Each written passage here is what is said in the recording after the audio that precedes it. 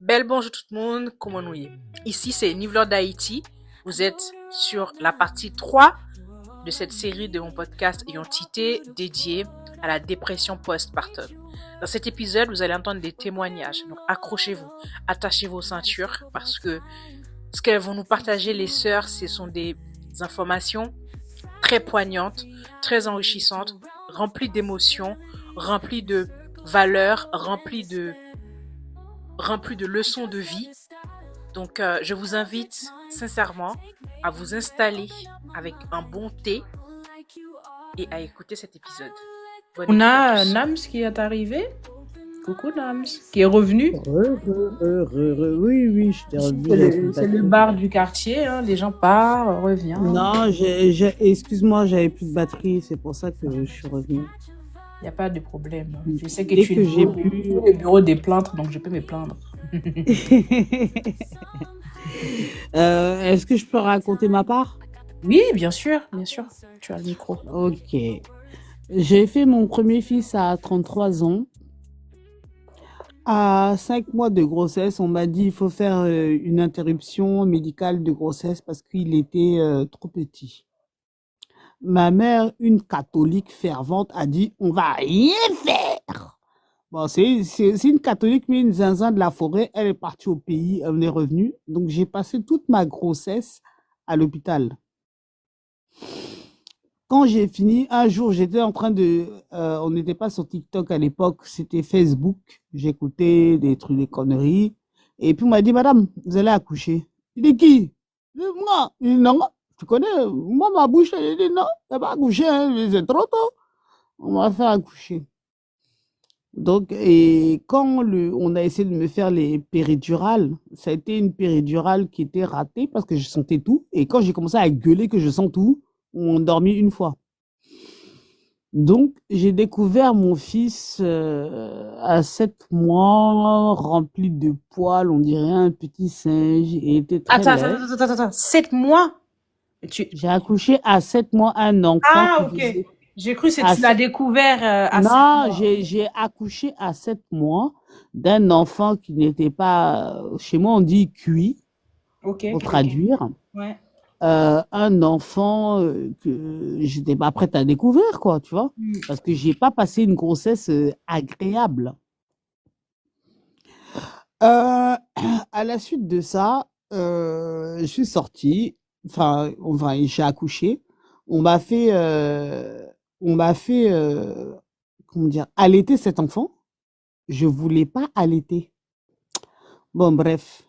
Et j'ai dû laisser, on m'a fait quitter l'hôpital et je suis rentrée chez moi. Bah, j'étais plus enceinte, mais j'avais plus de bébé. J'avais pas de bébé avec moi parce qu'il est resté à l'hôpital. Donc, quand devant ma porte, j'avais un miroir, je me suis assise et je suis restée à pleurer pendant 1 heure. Je peux pas expliquer parce que, bah oui, je me suis habituée à me voir enceinte. Je reviens chez moi, je n'ai pas d'enfant. Mon enfant dort à l'hôpital. Donc, c'est à cause de ça que je suis devenue une zinzin de la forêt. 3 heures du matin, mes yeux sont grands ouverts parce que j'appelais l'hôpital à 3 heures du matin pour savoir comment va mon fils. Les vêtements, quand il a pu se vêtir, les vêtements qu'il portait, je les prenais, je les lavais à la main. Ce qui fait qu'aujourd'hui, mon fils aîné, il a 11 ans. Il ne peut pas porter 2 fois le même vêtement. Ça va dans la machine. Ça, c'était pour le premier. Je m'arrête là. Et puis, haïtien pour haïtien, il a dit, maison petite, j'ai besoin d'un enfant. On a refait. La grossesse était excellente. J'ai accouché à terme. Quand mon fils est né, quelques mois après, on va dire, mon petit frère est décédé. Et là, dans ma tête, il y a eu un blackout. La même année, je suis contente parce que j'ai un fils qui est bien portant. La même année, je perds mon frère. Et là, personne n'a compris. Pendant le deuil de mon frère, je n'ai pas pleuré. Pas une larme. C'est moi qui réconfortais les gens qui venaient. Namso, pardon, oui, oui, oui, oui, calme-toi, calme-toi, calme-toi. Mais vous savez quand est-ce que j'ai fait mon blackout? En 2025. Pardon, en 2025, qu'est-ce que je raconte? J'ai fait mon blackout en 2023 et mon frère est décédé en 2016. Là, j'arrive plus. Je regarde mon fils en bizarre, je regarde mes enfants en bizarre, je me dis c'est pas ma vie et tellement j'ai pris sur moi, d'autant plus que je tiens à préciser que je suis l'aîné de ma famille, de ma fratrie. Et là, c'est là qu'on n'a pas compris. C'est-à-dire que même mes petits démons du passé sont tous revenus. Tous revenus. Les petites contrariétés. Bon, après, il y a des choses que je ne veux pas dire sur Internet, donc je garderai pour moi. Là où les gens vont dire, mais on a déjà enterré ton frère, ah, tes enfants sont beaux, tes enfants sont mignons, tes enfants sont ceci, tes enfants sont cela. Ça a pété. Donc, est-ce que c'est un postpartum ou c'est une dépression? Je ne saurais vous dire. Mais moi, je sais que la même année où tu rigoles parce que tu as accouché d'un beau garçon, que ton frère est venu voir, quelques mois après, on te dit que ton frère est mort, c'est très, très difficile à tenir parce que ben déjà, je suis orpheline de père et jusqu'aujourd'hui, en 2025, je suis encore traumatisée. Ah, ça a été très difficile pour moi. Et des fois, même quand je regarde mon dernier, je le regarde et puis je vois les traits de mon frère, les longues oreilles pointues, les petits trucs. Bon, on avance parce que à chaque fois, on dira, ouais, mais non, mais t'abuses. Et nous, les nègres, on dira, non, mais t'abuses, ouais, mais c'est pas ça, ça, c'est des trucs de blanc, c'est des trucs de ceci. Parce que, et je dirais même qu'au-delà de ça, la dépression, elle n'est pas que postpartum. On peut faire des dépressions, mais on accusera toujours un sorcier du village qui t'a envoyé un mauvais sort. Mais il faut aussi savoir qu'on a des fragilités. Et quand tu es l'aîné d'une famille, on te dit, tu dois être forte. Mais il y a un moment donné, on n'a pas envie d'être fort, en fait. On a envie de pouvoir pleurer, on a envie de pouvoir crier, on a envie de pouvoir se battre contre l'humanité, en fait. Voilà, c'était ma part de... Même parler comme ça, là, je me sens faible, mais je trouve qu'il est quand même intéressant de dire aux autres que nous aussi, on peut souffrir. Waouh. Bah, en fait, ma question, du coup, comment t'as fait pour t'en sortir? C'est vraiment ça, en fait. Parce que... La question pour m'en sortir, Mm. je vais te répondre très clairement, je ne suis pas sûre que je m'en suis sortie. Et je ne Ah suis ouais. pas sûre. Et je ne peux pas te dire, ouais, définitivement, ouais, mais je m'en suis sortie, je vais bien. Non, je mens. Je mens. Et mon frère est décédé en 2016, on est en 2025. Je ne suis toujours pas sûre de m'être sortie. Je regarde mes enfants évoluer, on évolue avec mes tares, mes défauts, mes etc., etc.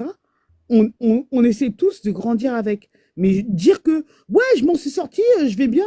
Franchement, si je dis ça, t'en écrasé, mon Dieu, à pinim. Parce que je ne peux pas dire ça. Il Mm. y a des jours où je vais plonger. L'anniversaire de mon frère, je vais plonger. L'anniversaire de mon fils, je vais me rappeler que son tonton était là.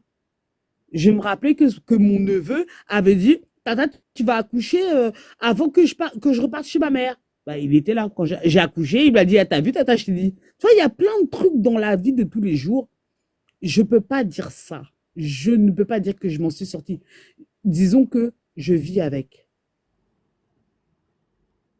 Je vis avec. Et après, j'aurais aimé parler aussi des dépressions des mamans solo.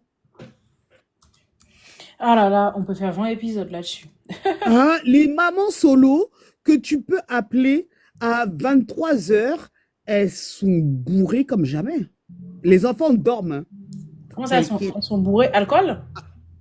Alcool, oh, celles qui consomment autre chose, oh, celles qui font... Eh, il n'y a aucune maman solo que je connais à 23 heures qui est clean. Quoi? Elles pètent les plombs. Parce qu'elles en ont marre de parler bébé. Elles en ont marre de parler des couches. La pression sociale. Comment on appelle ça? Attends, il y a un terme, ils disent. Ah, j'ai oublié le truc là. Un truc psychologique là. Voilà mon dernier qui dort. Comment ça s'appelle? Oh, c'est bon, bref, j'ai oublié le terme. Mais, euh, mais essaye d'appeler tes copines sous maman solo. Si t'es pas maman solo, essaye d'appeler tes copines maman solo là, la nuit. Je On va voir si dans elles. mes plans, j'ai l'impression qu'elle dorment jamais parce qu'elle m'envoie des fois des messages à des heures. Je dis, mais tu dors pas ou quoi? Ah ouais. Alors, est-ce que je peux rajouter quelque chose concernant ces mamans solo? Oui, oui. Nam, c'est là. Elle a mis les deux pieds dans le chapa. Ouais, mais en fait, ce qu'elle dit, c'est que oui, en fait, les addictions des mamans solo, en fait, d'ailleurs, c'est sur ça que je voulais conclure. Euh, En fait, quand on n'a pas d'enfant, en fait, enfin, c'est pas on a tous des traumas, d'accord? On a tous des traumas et quand on a un enfant, on se concentre sur l'enfant et on refoule pas mal d'émotions. Et ces mamans solo, bah, du coup, elles font face à une rupture après la grossesse ou pendant, peu importe. Et du coup, les émotions, elles les refoulent. Et pour soigner en fait, pour calmer ces émotions, en fin de compte, l'inconscient va tout simplement se sortir de sa carte. Donc, soit la bouffe, la drogue, ou enfin, quand je dis drogue, c'est peu importe hein, lesquels, mais l'alcool. Donc ça peut être pas mal de choses en fait, parce qu'il y a une souffrance intérieure du coup qui est refoulée et qui met ces mamans solo justement dans des addictions. Et, euh, et c'est juste je dirais pas un transfert, mais c'est en fait les émotions refoulées. On se consacre toute la journée à l'enfant et sauf que nos traumas, les émotions, tout ce que tout est gardé en nous puisque l'enfant est là, on s'autorise pas justement à laisser sortir tout ce qui nous empoisonne et ce qui fait que ben en fait pour soigner l'inconscient il va chercher tout ce qu'il y a autour et ça va avec toutes ces addictions. Donc, en fait, c'est important, en plus même en dehors de cette dépression postpartum, que les femmes aussi apprennent à écouter leur corps après l'enfant. Oui, on s'occupe des enfants, c'est bien, mais il faut aussi s'occuper de soi, écouter son corps, écouter ce qu'on ressent. Et c'est ce qui met beaucoup de femmes en souffrance et arrivé à un certain âge, en fin de compte, ça explose ou tout dépend de la coupe. Le corps, c'est comme une coupe, hein, un vase. Donc, en fonction de ce qu'on a vécu, il est plus ou moins plein. Pour certaines, ça va déborder à 25-30 ans. Pour d'autres, ça va déborder à 40-50 ans parce qu'il se remplit pas de la même manière. Donc, c'est vraiment important d'écouter son corps et de prendre du temps pour soi, même si on a des enfants. Je sais que c'est pas facile. Moi-même, je suis mère solo. Je sais que c'est pas évident. Je pense que mère célibataire, on voit que c'est difficile pour les copines, pour les collègues, pour les gens qu'il y a autour. Mais vraiment, faut vraiment le vivre pour voir à quel point c'est difficile et vraiment s'écouter est important en fait, pour ne pas péter un câble, clairement, on va dire ça comme ça.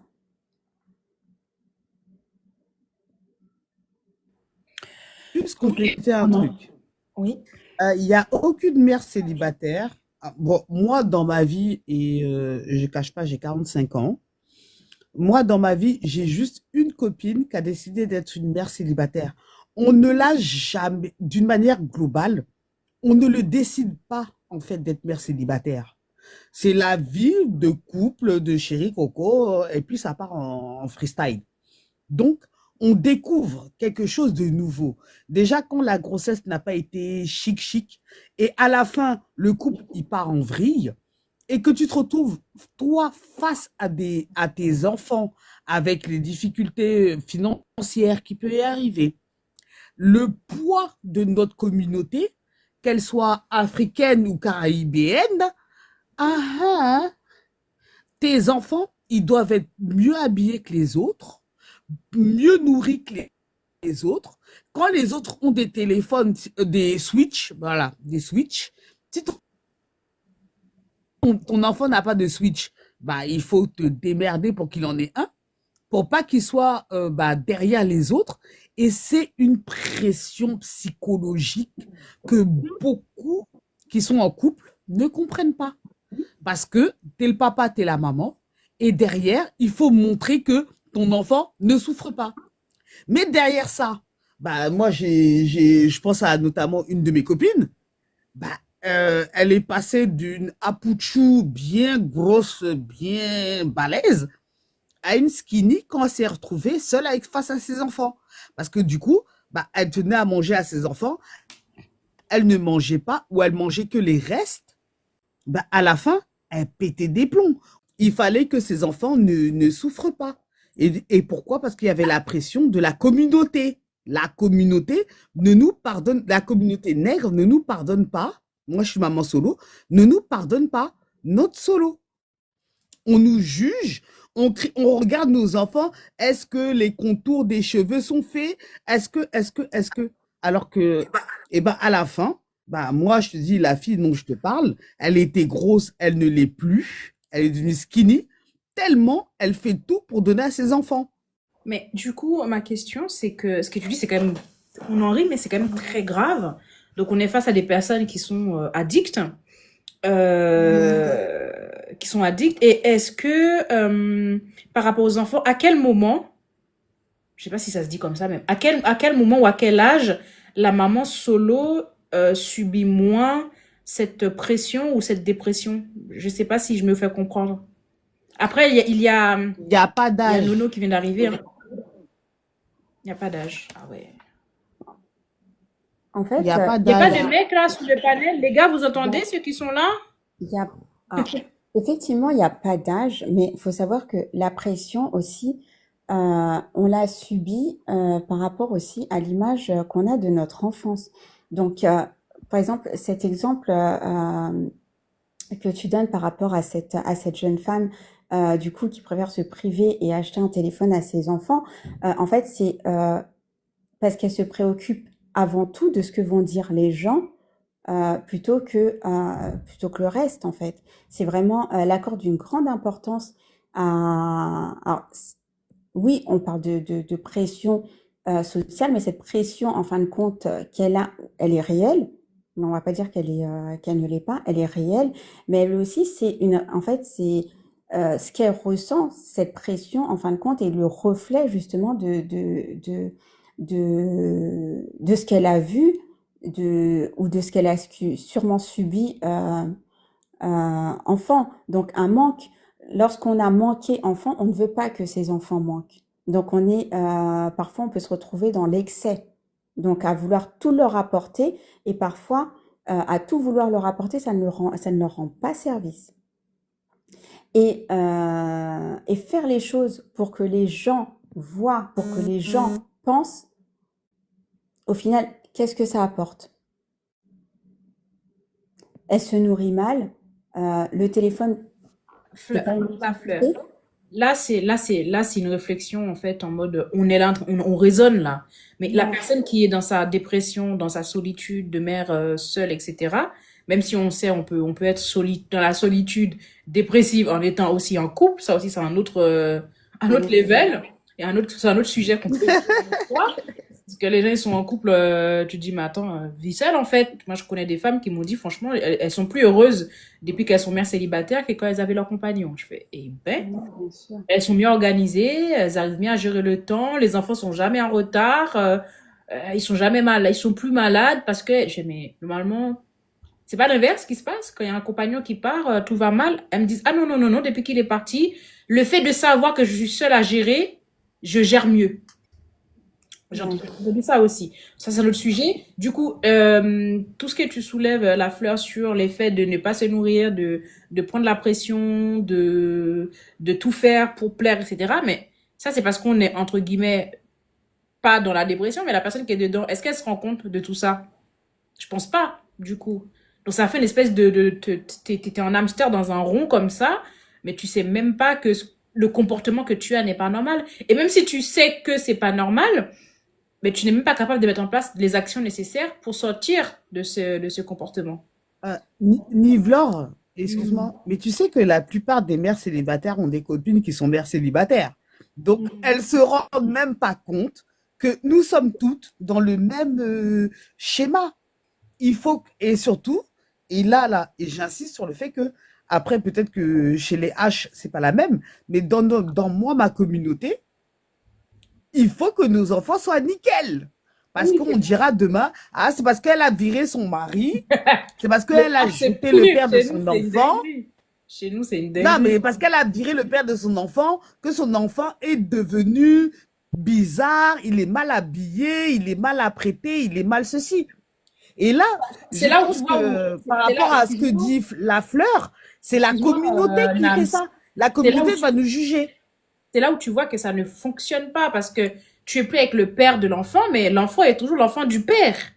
Donc si l'enfant, son contour, il est pas fait, Et il est où le père où pour sont venir les récupérer papas? l'enfant? La question c'est où sont les papas? Bon, après, moi, Il est où le père pour venir récupérer son enfant et l'emmener faire son contour? dans mon cas, j'avoue que le papa des enfants les prend un week-end sur deux, la moitié des vacances. Mais dans le quotidien, bah, c'est pas lui qui emmène le dernier au foot, tu vois. Et je pense même qu'il sait même pas où est l'école des enfants. Ah ouais. C'est une dinguerie. Et après, c'est où sont nos frères, nos gars, nos papas. Ben oui, parce que moi, si j'ai un fils, si j'ai un fils que il a pas ses contours, moi c'est le père qu'il faut embrouiller, c'est le rôle du père de l'emmener chez le coiffeur, c'est une activité entre père et fils. Mais si par exemple, ma fille, malheureusement, après moi je suis un peu à l'ancienne aussi, ma fille c'est ça, sa tête elle est pas coiffée, ouais tu me tacles, y a pas de problème. Et encore le père est censé pouvoir, et si demain on m'ampute les mains ou je fais un accident? Ah oui, Afro. Désolé, Nono. Bien sûr, tu peux voir ton micro, hein, y a pas de problème. Donc, ouais, du coup, j'ai arraché la parole à Fleur sur la femme dépressive à domicile, là, la célibataire, et c'est chaud. Après, tu sais, le mot dépression, faut savoir que quand on te, le mot en lui-même, en fin de compte, c'est un diagnostic. Donc, quand tu dis que je suis en dépression, faut te baser, en fait, tu as vu un médecin qui dit que, voilà, parce qu'il y a la dépression, il y a les syndromes dépressifs. Donc, et ce sont tous les symptômes qui arrivent avant la dépression. La dépression est censée être traitée. Donc, tu as un traitement médical, tu as un suivi médical quand tu es en dépression. Quand tu n'as pas de suivi médical, alors tu as les signes, puisque je pense qu'aujourd'hui, voilà, il y a des signes qui annoncent la dépression et c'est ces signes qui nous alertent et qu'on n'écoute pas. Donc, dans plusieurs cas, on dit oui, la fatigue, le manque de sommeil et pas mal d'autres symptômes. Oui, ce sont des symptômes qui annoncent une dépression, mais la dépression, quand tu y es dedans, t'es suivi médicalement. Si tu n'es pas, alors bien sûr, il y a des gens qui ne sont pas suivis, ils ne vont pas voir de médecin et du coup, ils s'enfoncent. Mais il faut savoir que quand tu es vraiment déprimé, en fait, tu n'as pas le temps de calculer ce que pensent les autres. En fait, tu es tellement dans un mal profond que tu n'as pas le temps de te préoccuper de ce que pense le voisin. Ouais, je vois. En fait, c'est vraiment.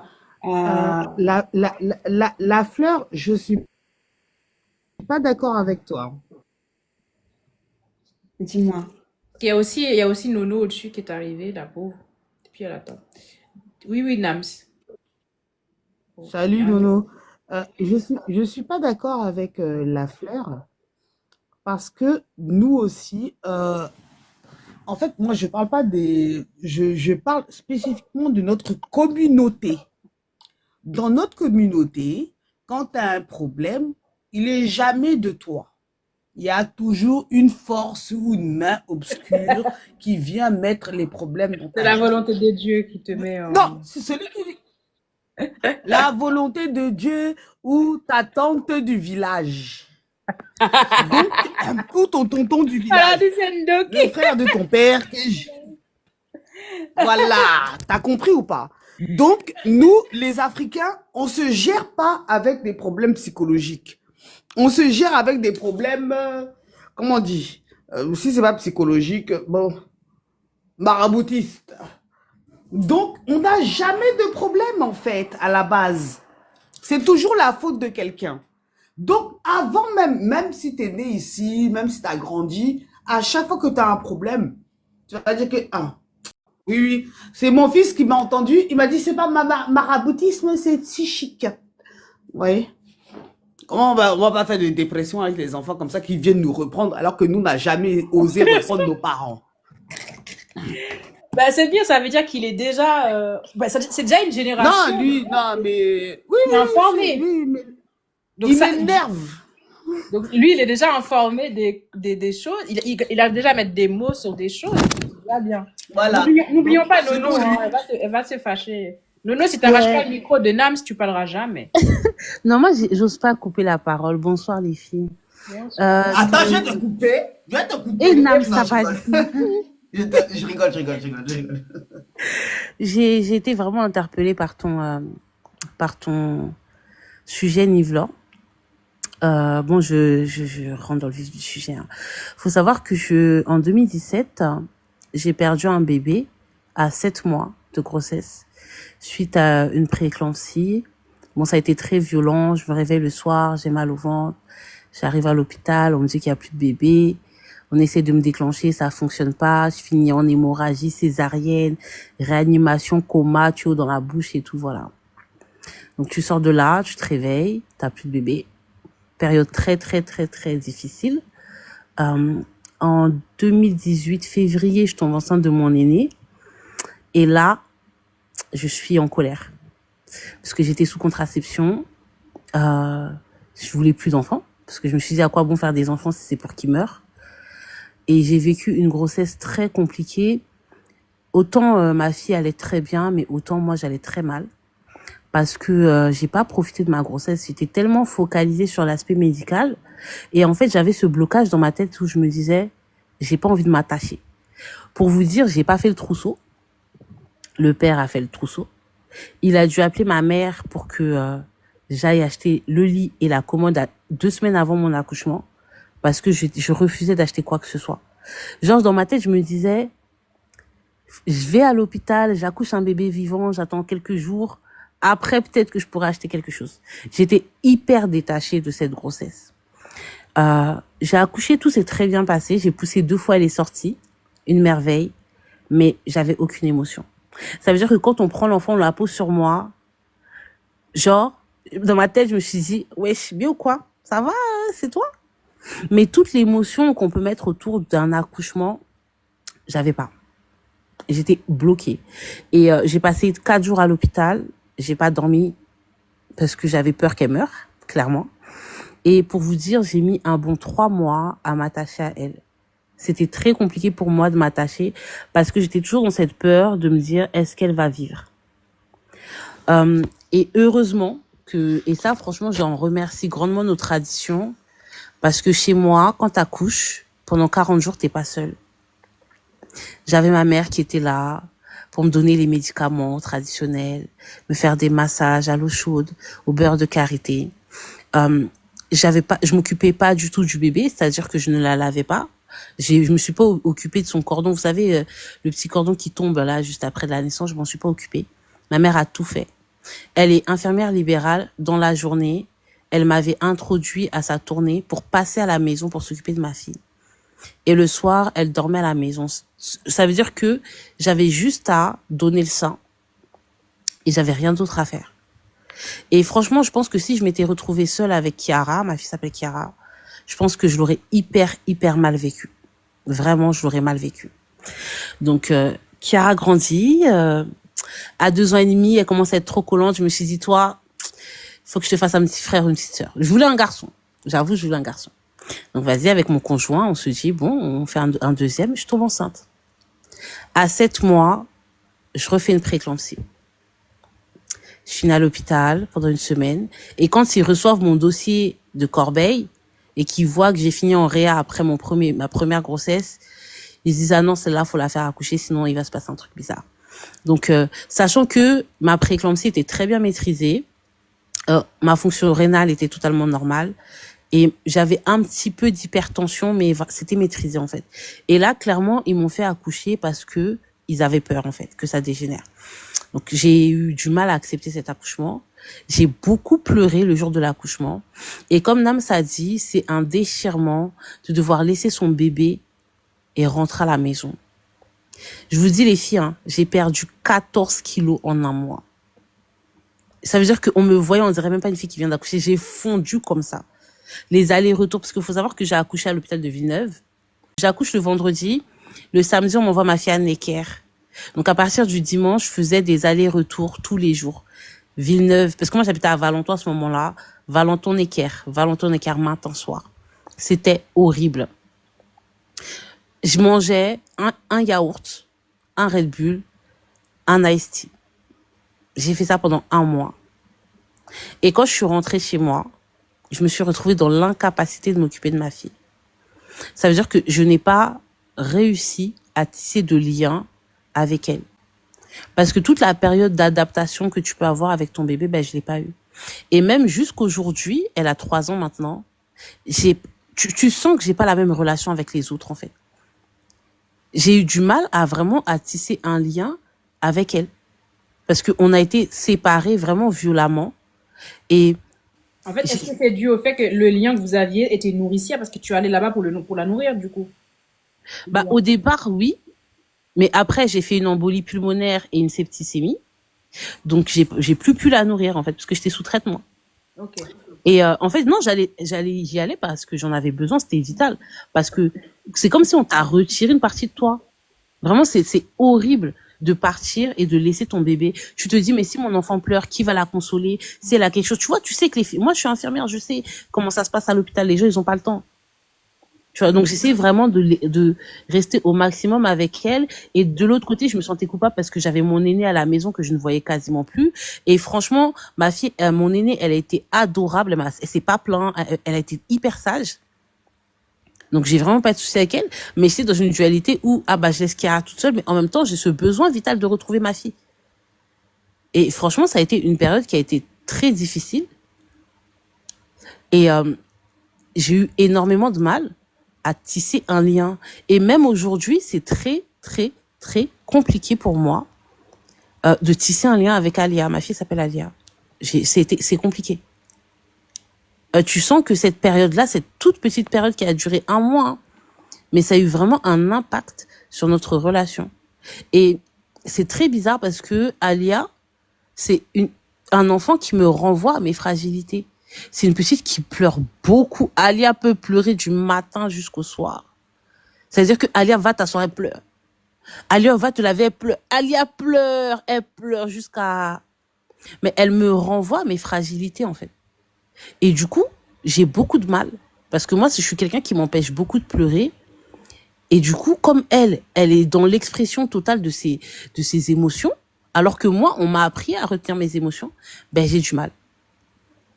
Donc, voilà, je sais pas, voilà. C'est la dépression postpartum, c'est très compliqué. Et je pense que, en fait, c'est très tard que je me suis rendu compte que, à ce moment-là, j'étais en train de faire une dépression.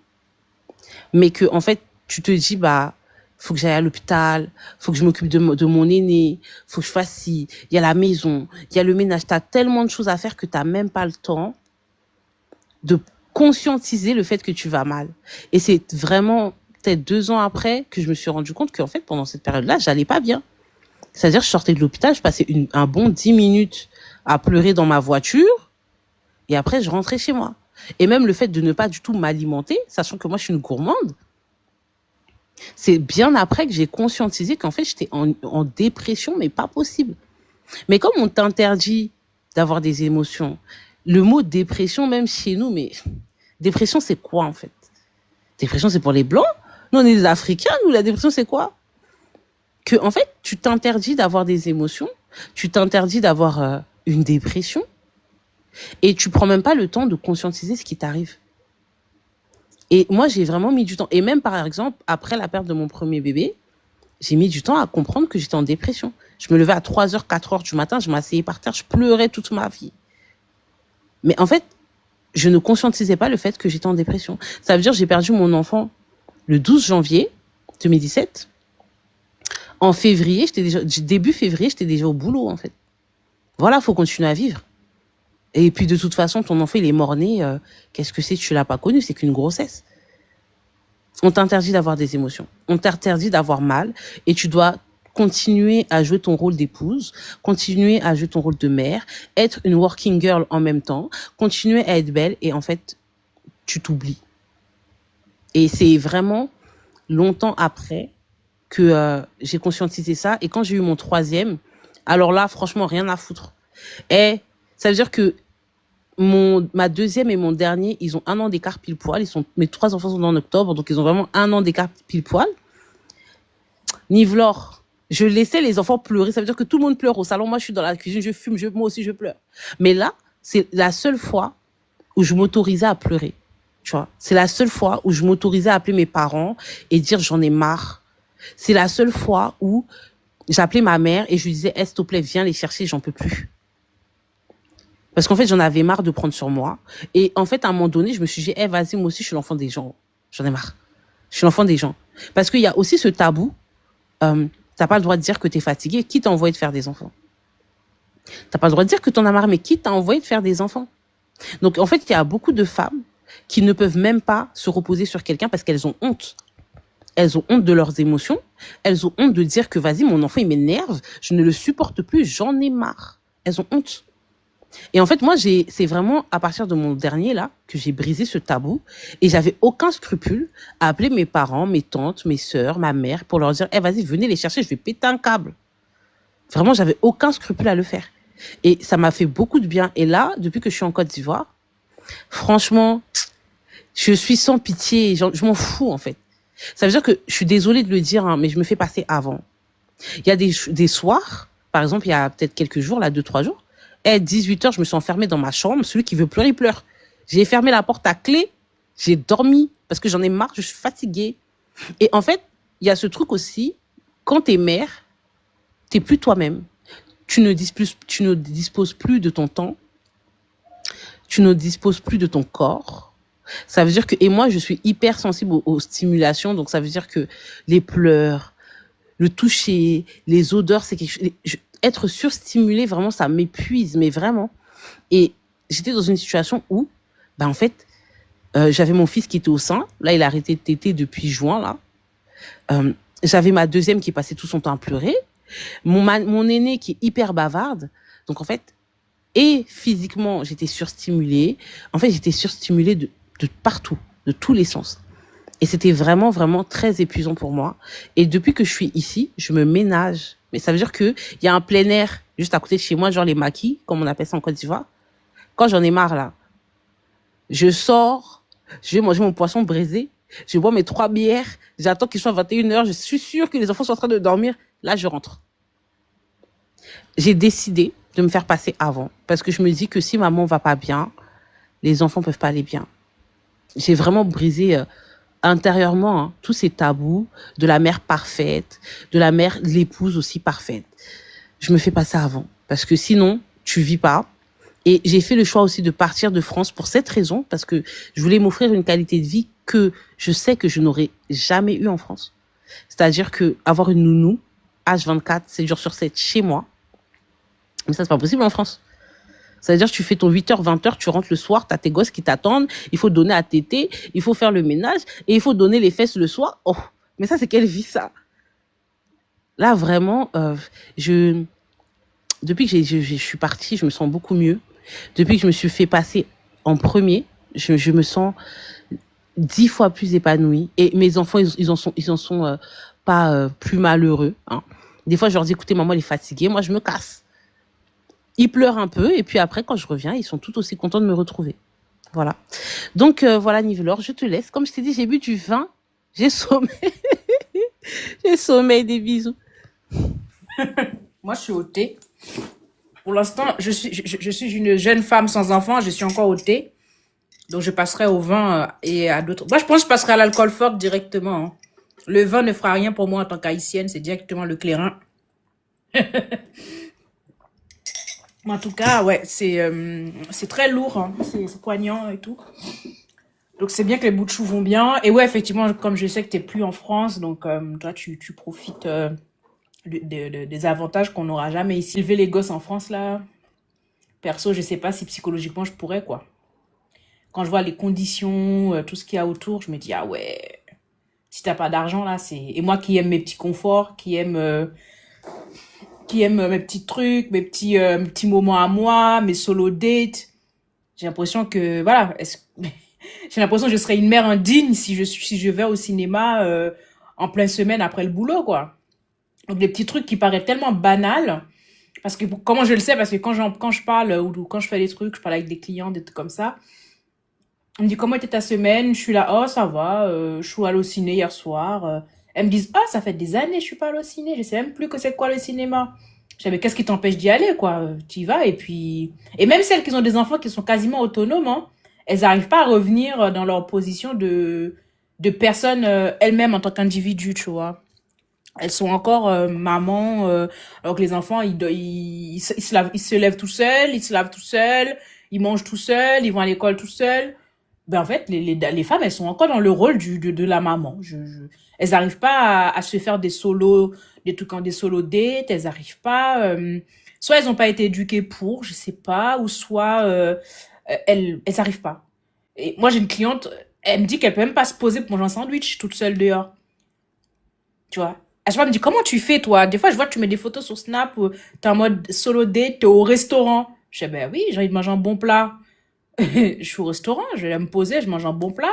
Trouver seule avec moi-même, d'avoir une discussion seule avec moi-même. Tu vois, de faire un truc seul avec soi-même. Et ça, aussi, dans la communauté, c'est un truc qu'on n'a pas appris à faire. On nous a pas éduqués à faire ça. À faire des choses pour nous, par nous-mêmes, et qui va nous faire du bien, en fait. À nous retrouver avec nous. En fait, on a été éduqués pour passer de chez les parents, dans un foyer, et devenir maman. On nous a pas éduqués à exister en tant que personne, en tant qu'individu, nous-mêmes, en fait. C'est un truc que je me suis rendu compte à force d'écouter les gens et tout. Après, moi, je peux pas me mettre dans le même panier parce que ça fait tellement longtemps que je suis en autonomie totale que je me retrouve pas dans ces cas de figure-là. Je crois que ça va faire quoi, depuis mes 19 ans, là j'en ai 34, que je vis seule, je vis ma vie, je m'organise comme je veux, etc.